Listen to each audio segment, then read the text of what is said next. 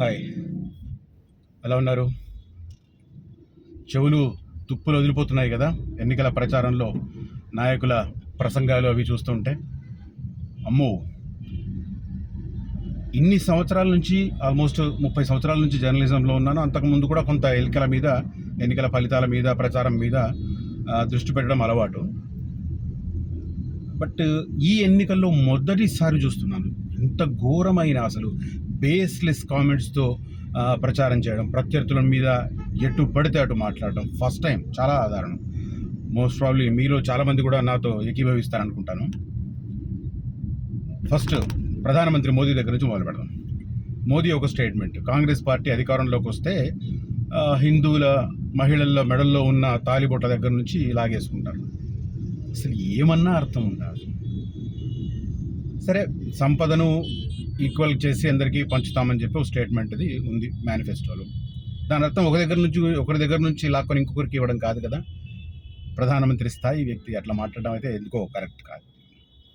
సరే, దీంట్లో ఒకటి లాజిక్ అయితే ఉంది. మైనారిటీలకు సంబంధించి మతం ప్రాతిపదికన రిజర్వేషన్లను తీసేసి కులాల ప్రాతిపదికన వెనుకబడిన తరగతులకు, ఎస్సీలకు, ఎస్టీలకు ఇస్తామని చెప్పి, పెంచుతామని చెప్పి చెప్తున్నారు. అది ఓకే. బట్ దాన్ని కాంగ్రెస్ నాయకులు ఇంకొక రకంగా వక్రీకరిస్తున్నారు. బీజేపీ కనుక మరోసారి అధికారంలోకి వస్తే, ప్రధానమంత్రి నరేంద్ర మోదీ మూడోసారి ప్రధానమంత్రి అయితే దేశంలో రిజర్వేషన్లను ఎత్తేస్తామని ఆ రకంగా అసలు వాళ్ళు క్లారిఫికేషన్స్ ఇచ్చుకోవాల్సిన పని ఉంది. రేవంత్ రెడ్డి దీన్ని బాగా హైలైట్ చేశాడు. బీజేపీ అధికారంలోకి వస్తే రిజర్వేషన్లు ఎత్తేస్తారు. అసలు ఏమన్నా అర్థం ఉందా? రాజ్యాంగాన్ని మార్చేస్తారు.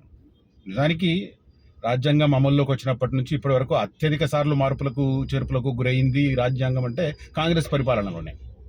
ఇందిరాగాంధీ, నెహ్రూ, రాజీవ్ గాంధీ, ఆ తర్వాత మన్మోహన్ సింగ్ టైంలోనే చాలాసార్లు అయింది. సో అది పక్కన పెట్టి బీజేపీ అధికారంలోకి వస్తే రాజ్యాంగాన్ని చేస్తారు. రాజ్యాంగ పీఠికలో లేని లౌకికవాదాన్ని యాడ్ చేసింది కాంగ్రెస్ పార్టీ, ఆల్టర్ చేసింది. సో వాళ్ళు అట్లా మాట్లాడు. రిజర్వేషన్లకు సంబంధించి విచిత్రంగా వాజ్పేయి టైంలో రాజ్యాంగాన్ని సమీక్షించేందుకు ఒక కమిటీ వేశారు, రిపోర్ట్ ఇచ్చింది, అయిపోయింది. అది 20 ఏళ్ల క్రితం క్లోజ్ అయిన ఇష్యూ. మళ్ళీ దాన్ని ఒక ఎగ్జాంపుల్గా చూపిస్తూ తానేదో లాజిక్ తీసుకుంటున్నాను అని సీఎం రేవంత్ రెడ్డి చెప్తున్నారు. రిజర్వేషన్లకు సంబంధించి అయితే అసలు రద్దు చేసే అవకాశం ఉందా? ఇప్పుడున్న పొలిటికల్ సిస్టంలో, సామాజిక పరంగా కావచ్చు, అదే రకంగా పొలిటికల్ సిస్టంలో ఉన్న దాని ప్రకారం రిజర్వేషన్లను ఎవరు టచ్ చేయలేని పరిస్థితి ఉంది. అలాంటిది రిజర్వేషన్లను ఎత్తేస్తారు, రద్దు చేస్తారని చెప్పి రేవంత్ రెడ్డి మాట్లాడుతున్నాడు, విచ్ ఈస్ 100% బేస్లెస్. ఇక కేసీఆర్, కేటీఆర్ వీళ్ళు మాట్లాడేది కూడా విచిత్రంగా ఉంటుంది.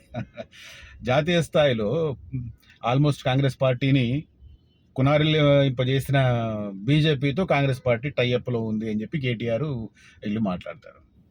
అసలు ఫస్ట్ టైం అసలు బేస్లెస్ ప్రచారం జరుగుతున్న మొట్టమొదటి ఎలక్షన్స్ అనుకుంటా. ఎవరు అడగలేని పరిస్థితి. మళ్ళీ ఏ మీడియా కూడా దీనికి ఆధారం ఏంటి, మీరు మాట్లాడారు, దీనికి ప్రూఫ్ ఏంటి అని నాయకులను క్వశ్చన్లు చేయలేని పరిస్థితి ఉంది ఇప్పుడు. ఎందుకంటే మీడియాకి అసలు ఎవరు అందుబాటులో లేరు కదా. ఎప్పుడో ఒకసారి అట్లా రేర్గా ఒక ప్రెస్ కాన్ఫరెన్స్ లాగా పెడతారు, అంతే.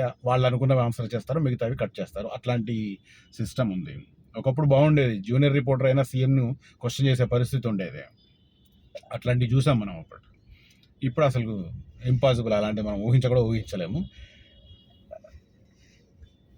వాళ్ళు వీళ్ళతో కలుస్తారు, వీళ్ళు వాళ్ళతో కలుస్తారు అని చెప్పుకోవడం కూడా విచిత్రంగా ఉంటుంది. కాంగ్రెస్ వాళ్ళు ఏం చెప్తారు, BJP, BRS hand in hand పనిచేస్తున్నాయని. బీజేపీ వాళ్ళు ఏం చెప్తారు, కాంగ్రెస్, బీఆర్ఎస్ కలిసి పనిచేస్తున్నాయని. ఎందుకంటే కామన్ మిత్రుడు ఎంఐఎం ఉన్నాడు కాబట్టి. ఇట్లా ముగ్గురు వాళ్ళిద్దరు కలిసారని చెప్పి చెప్పుకోవడం అనేది విచిత్రంగా ఉంది. దానికి తోడు ఈ రిజర్వేషన్లు కావచ్చు, ఈ సంపద డిస్ట్రిబ్యూషన్ కావచ్చు, ఇవి కొంత విచిత్రంగా అనిపిస్తున్న పరిస్థితి. బేస్లెస్ ప్రచారం ఈ ఎన్నికల్లో జరుగుతున్నంతగా గతంలో ఎప్పుడు జరగలేదనేది నాకు అభిప్రాయం. ఎందుకో ఈ పేపర్లో వస్తున్న ప్రకటనలు, ప్రసంగాలు, ప్రత్యక్ష ప్రసారాలు ఇవి చూసి, వాళ్ళ స్పీచ్లు అవి వింటుంటే దేనికి ఏది ప్రాతిపదిక అని మనం వెతుక్కోవాల్సి వస్తుంది. విచిత్రమైన పరిస్థితి.